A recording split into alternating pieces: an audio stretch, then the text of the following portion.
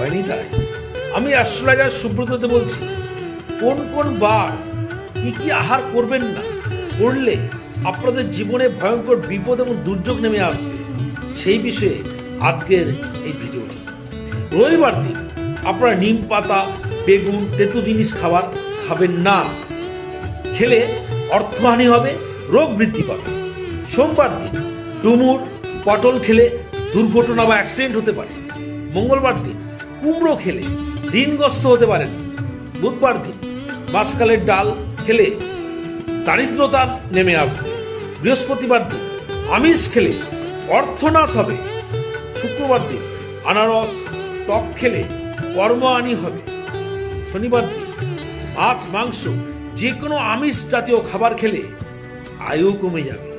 বন্ধু, যে বারের কথা বললাম, এভাবে আপনারা এই বারে এই জিনিসগুলো খাবেন না, দেখবেন আপনাদের জীবনে সর্বদিকে সুখ ও শান্তি আসবে।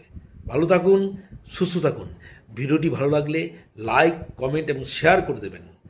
রাধে রাধে।